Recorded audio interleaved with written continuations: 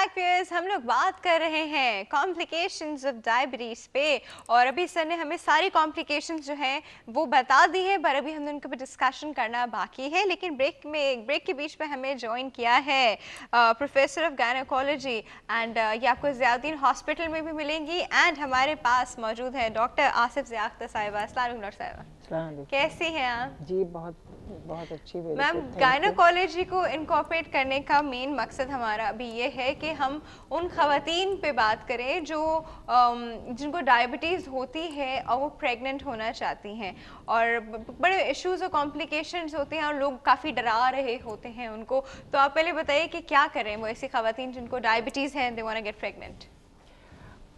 आई think पहली बात तो मैं ये कहूँगी कि ये अंडरस्टैंड करना बहुत ज़रूरी है कि दो किस्म की डायबिटीज़ होती है प्रेगनेंसी में। एक तो वो जो कि औरतें already they are diabetic and number two when they become diabetic during pregnancy. तो हमारे पास ये दो इश्यूज हैं। Number one, those who are already diabetic, उनके लिए मैं ये मैसेज देना बहुत ज़रूरी समझती हूँ कि diabetes should be controlled before they become pregnant. Controlled. It should be controlled. Absolutely, the glycolated hemoglobin, which we say as hemoglobin A1C, it should not exceed more than 6. और इसका reason ये है कि 3 months before the diabetes should be controlled before they really embark on pregnancy, right? The reason being कि जब pregnancy शुरू होती है, fertilization होती है, तो अगर हाई लेवल ऑफ ग्लूकोज जो हैं वो उनके फर्टिलाइज एग को अफेक्ट करती हैं and if they move on further in pregnancy, in early pregnancy, so this is the time they are mostly affected by the congenital malformations.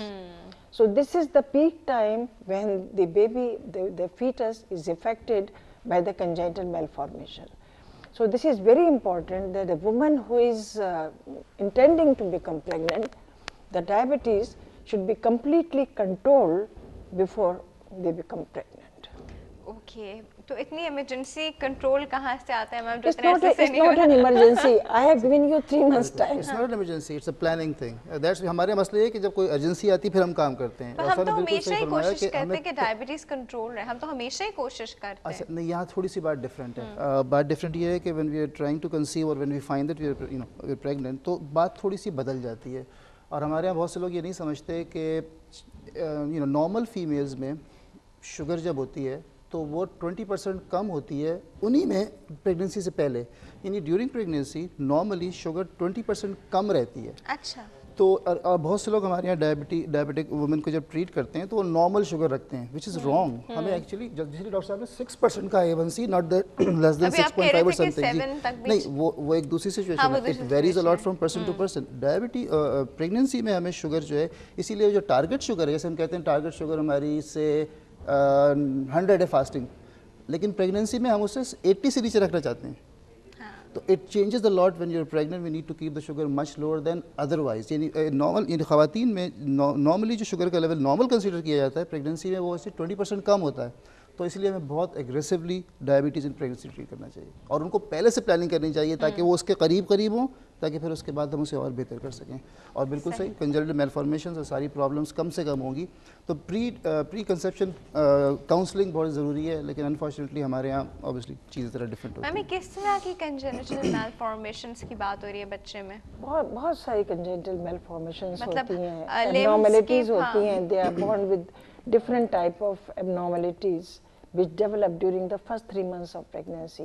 You see, first 3 months of pregnancy, as we always teach to our students, that this is the time when the fetus is being formed. The complete fetus is formed during the first 3 months of pregnancy.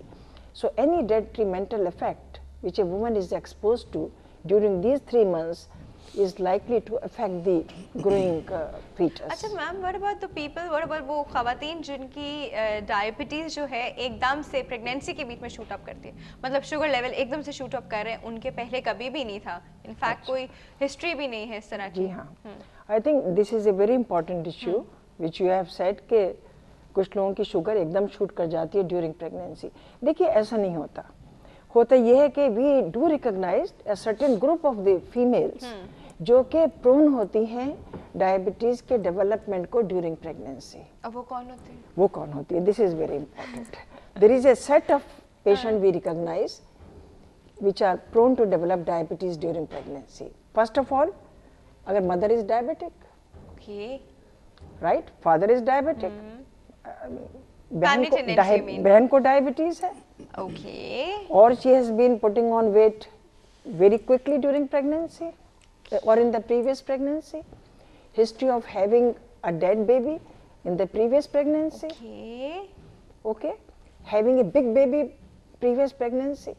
अक्सर patient जो है ना वो बड़े proudly कहते हैं doctor मेरा जो बड़ा पिछला बच्चा बच्चा हुआ था माशाल्लाह पैदाइश के वक्त वो 3 महीने का लग रहा था। अच्छा, जब पेशेंट ये कहती है बड़ी प्राउडली मुझसे, मैं एकदम पीछे को हो जाती हूँ। अच्छा, I got a very important information.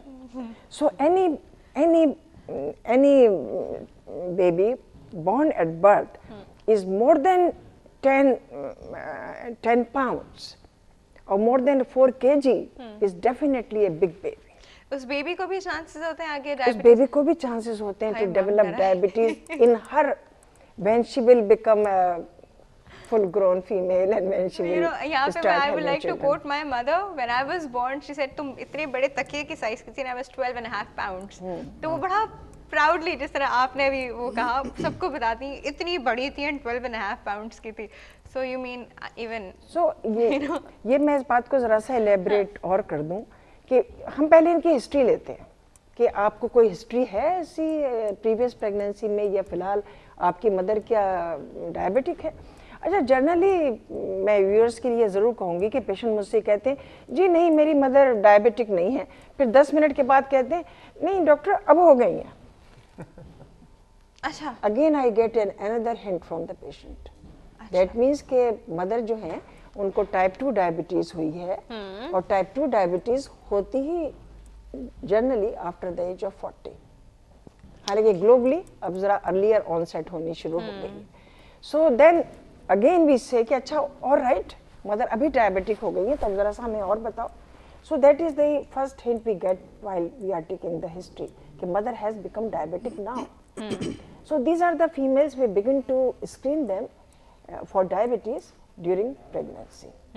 So what we do basically when the patient first comes to us, हम हर patient की blood sugar करते हैं और अगर हमें ज़रा भी डाउट होता है कि इनकी फैमिली हिस्ट्री ऑफ डायबिटीज़ रह चुकी है या ये हमें एनी ऑफ जो मैंने जो कुछ आपको अभी जो लिस्ट बताई है उसमें अगर ये फिट इन हो रहे होते हैं तो हम उनकी हीमोग्लोबिन ग्लाइकोसिलेटेड हीमोग्लोबिन या हीमोग्लोबिन A1C उनकी ज़रूर करवाते हैं। अच्छा, तो मुझे बताइए मैम, ये डायबिटीज़ कंट्रोल करने के लिए इंसुलिन लगाना ड्यूरिंग प्रेगनेंसी एंड वो जो मेडिसिन होती हैं ओरल हाइपोग्लाइसेमिक ड्रग्स, इनसे कोई प्रॉब्लम तो नहीं होती प्रेगनेंसी में? इनसे बिल्कुल कोई प्रॉब्लम नहीं होती, लेकिन ये डिपेंड करता है कि किसको इंसुलिन की ज़रूरत है और किसको ड्रग की ज़रूरत है। अगर कि माइल्डर फॉर्म ऑफ डायबिटीज़ है तो वो कंट्रोल हो जाती है by the diet and by the drugs which we normally these days we give metformin. Okay. ये उससे कंट्रोल हो जाती है। लेकिन अगर डायबिटीज़ ड्रग से एंड एक्सरसाइज से एंड डाइट कंट्रोल से नहीं। डाइट कंट्रोल कैसे करें? प्रेगनेंसी में तो खवातीन डबल खाती हैं, वो 2 का खाती हैं। देखिए मैं आपको बताऊं इसके ऊपर बड़ा काम हुआ है। यूके में एक स्ट्रक्चरल ट्रेनिंग प्रोग्राम है for the diet control, Daphne के नाम से। और वो उस प्रोग्राम में पेशेंट्स को भेजते हैं और उनको ये सिखाते हैं कि वो अपनी डाइट किस तरह कंट्रोल करें और डाइट कंट्रोल करने के साथ साथ वो अपने आप को इंसुलिन किस तरीके से लगाएं। तो डाइट कंट्रोल तो इज़ वेरी इंपॉर्टेंट। अगर ग्लूकोज लेवल बहुत हाई होंगे ड्यूरिंग प्रेगनेंसी तो फिर ये बच्चों में भी ग्लूकोज लेवल बहुत हाई होगा, क्योंकि अगर माँ का शुगर लेवल हाई है तो प्लेसेंटा के थ्रू सारा ग्लूकोज बच्चे में जा रहा है और बच्चे का लेवल भी ग्लूकोज का बहुत हाई हो जाएगा। माँ को तो आपने इंसुलिन लगा दी लेकिन इंसुलिन प्लेसेंटा के थ्रू बच्चे में नहीं गई, लिहाजा बच्चा जो है is now all the time exposed to the increase levels of the glucose. उसके सारे ऑर्गन्स उसको रिस्पॉन्ड कर रहे हैं। जैसे आपने डाइट का बोला ना, just to add to doctor आप थिंक जी डाइट आप अच्छी, आपको न्यूट्रिशियस डाइट चाहिए। ضروری نہیں ہے کہ اس میں بہت زیادہ کاربوہائیڈریٹ ہو, تو ایسی ڈائٹ جس میں کاربوہائیڈریٹ بیلنسڈ ہو اور ہم کہتے ہیں اس کا گلائسیمک انڈیکس ذرا کم ہو. گلائسیمک انڈیکس کیا ہوتا ہے, آپ کو ایک چیز کھاتے ہیں اس میں شوگر ہے, کتنی جلدی وہ ایبزارب ہو کر کے شوگر لیول بڑھا رہی ہے. Same amount of sugar in a food اگر ایک اس طرح سے اس کی کمپوزیشن ہے کہ وہ سلولی شوگر بڑھائے گی تو وہ آپ کی شوگر کھانے کے بعد نہیں بڑھاتی اتنی. Same amount of sugar in kind of food جو آپ کی شوگر ایک دم سے ایبزارب ہو کے بڑھا دے تو وہ ایک دم سے شوگر بڑھا دیتی ہے. تو گلائسیمک انڈیکس کا مطلب یہ ہے کہ اس میں فوڈ کی کاربوہائیڈریٹ کی کمپوزیشن ایسی ہے کہ وہ سلولی ایبزارب ہوتا ہے, تو ان چیزوں سے شوگر اتنی نہیں بڑھتی. تو nutritious diet with reasonable amount of sugar in it اتنا مسئلہ نہیں ہوتا ہے لیکن اتنا نہیں ہوتا. سر ہم تھوڑی سی نیوروپیتھی پہ بھی بات کر لیتے ہیں کہ یہ ڈائبٹک نیوروپیتھی کیا چیز ہے. دیکھیے ڈائبٹک نیوروپیتھی کا مطلب یہ ہے کہ نروز بیمار ہو گئیں, اور اگین بیک گراؤنڈ میں وہی مسئلہ ہے, بلڈ ویسلز بلڈ سپلائی نہیں دے رہی نروز کو, اب نروز اپنا کام اچھا نہیں کر پا رہی. جو سب سے کامنلی اس کو جی یہ ایکچولی پیریفرل بھی ہوتی ہے اور یہ سینٹرل بھی ہوتی ہے, اس کو ہم کہتے ہیں آٹونومک نیوروپیتھی. ہم سب سے زیادہ کامنلی پیریفرل نیوروپیتھی کو جانتے ہیں جس میں موسٹلی پیروں میں مسئلہ شروع ہوتا ہے کہ پیروں میں جلن, چبھن, سن رہنا, مختلف طرح کی تکلیفیں ہوتی ہیں. وہ جلن بھی ہو سکتی ہے, وہ چبھن بھی ہو سکتی ہے, وہ اور طرح کی درد بھی ہو سکتی ہے, سینسیشنز کم ہو سکتی ہیں جس کی وجہ سے اگر ہمیں کٹ لگ جائے, چوٹ لگ جائے, زخم کا پتہ نہیں چلتا. اس لیے ہم کہتے ہیں کہ اپنے پیروں کو آپ نے روز چیک کرنا ہے, اس کی ایک لمبی چوڑی احتیاط ہے. بیلنس کا ایشو ہوتا ہے اس لیے کہ وہ سینسیشن نہیں جا رہی ہیں, ہمیں بیلنس کرنے کے لیے تو لوگوں کو چلنے میں مسئلہ ہوتا ہے. یہی جب بڑھ جاتی ہے ان سے فائٹ بیک کیسے کیا جا سکتا ہے؟ اس سے فائٹ بیک کرنے کا صرف اور صرف ایک طریقہ ہے کہ ہم شوگر کو بیسٹ کنٹرول کریں, بلڈ پریشر کو بیسٹ کنٹرول کریں, ساری کوموربیڈیز کو کنٹرول کریں. لیکن سر وہ جو پرابلم تھا وہاں پہ وہ تو ہو گیا نا. اچھا نہیں, اگر تو ریسنٹ آنسیٹ ہے تو کافی حد تک کسی حد تک وہ ریورسبل بھی ہو سکتا ہے. اگر کافی ایڈوانسڈ ہو گیا ہے تو پھر وہ اتنا ریورسبل نہیں ہوتا, پھر ہم نے اس کو مینیج کرنا ہوتا ہے. کیسے؟ اگر فرض کریں پین زیادہ پریڈومیننٹ ہے تو مختلف دوائیں یوز کرتے ہیں اس پین کو کم کرنے کے لیے. اگر سینسیشنز اتنی افیکٹ ہو چکی ہیں کہ بیلنسنگ کا ایشو ہے تو obviously we have to work on things تاکہ ہم گرے نہ, ہمیں اس پہ کام کرنا ہے. اسی لیے جب فٹ کیئر امپورٹنٹ ڈائبٹیز میں کیوں ہوتا ہے کہ ان کمپلیکیشنز کے بعد, کیونکہ پیروں میں مسئلے یا تو نیوروپیتھی یا ویسکولوپیتھی سے ہوتے ہیں, اگر وہ دونوں افیکٹڈ ہو گئے ہم پھر بھی اپنا پیر صحیح رکھ سکتے ہیں, بچا سکتے ہیں by taking proper foot care. تو یہ امپورٹنٹ ہے. دو چیز میں جلدی سے ایڈ کر دوں کیونکہ نیوروپیتھی بھی ہم سمجھتے ہیں صرف یہی مسئلہ ہے. اس میں ہماری وہ نروز جو کہ موٹر فنکشن یعنی ہلانے میں کام آتی ہیں وہ بھی افیکٹڈ ہو جاتی ہیں, تو پھر لوگوں میں ویکنس ڈیولپ ہو جاتی ہے. ہمارا ہاتھ یوں جائے گا, ان کا یوں جائے گا. نہیں وہ جنرلی آرمز میں اتنا نہیں ہوتا, وہ پیروں میں ہوتا ہے, تو انہیں چلنے کا مسئلہ ہو جاتا ہے. اور again there is not much we could do to reverse that, تو اس پہ بھی ہمیں بیسیکلی مینیج کرنا ہوتا ہے. لیکن اس کے علاوہ جو آٹونومک نیوروپیتھی ہوتی ہے جس کی وجہ سے اکثر لوگوں کا ہارٹ ریٹ کا مسئلہ ہوتا ہے, بلڈ پریشر کے ایشوز ہوتے ہیں, گیسٹروپیتھی جسے ہم کہتے ہیں, اکثر لوگوں کو ڈائبٹیز ڈیولپ ہونے کے 12, 13, 15 سال بعد یہ مسئلہ ہوتا ہے کہ ان کے کھانے کے بعد آنتیں آگے نہیں چلتی, پیٹ میں کھانا جمع رہتا ہے, پھر الٹی ہو جاتی ہے. صحیح, یہ سارا نیوروپیتھی سے آ رہا ہوتا ہے. آلرائٹ سر, بالکل ٹائم ختم ہو گیا. ابھی اور بھی بات کرنے کے لیے بہت کچھ ہے لیکن ٹائم جو بالکل ختم ہو چکا ہے سیگمنٹ کا. ویورز بریک کا وقت ہو گیا, بریک کے بعد ہم واپس آئیں گے بیسٹ وائف کے سیگمنٹ کے ساتھ. لیکن یہاں پہ میں sir thank you so much for coming. Thank you تو کیا نہیں تھا میم, بہت بہت شکریہ آپ کے آنے کا. تھینک یو سو مچ. اور آپ نے بڑی امپورٹنٹ چیز کی طرف پوائنٹ آؤٹ کیا, فیمیل کے اس وقت جب وہ اس چیز کو کنٹرول کرنا بہت زیادہ امپورٹنٹ ہے. باقی سر نے اس کی کمپلیکیشنز کے اوپر ایک نظر ہم لوگوں نے ڈالنے کی کوشش کی. ویورز ابھی ہم بریک کے بعد واپس آئیں گے بیسٹ وائف کے سیگمنٹ کے ساتھ. Stay tune.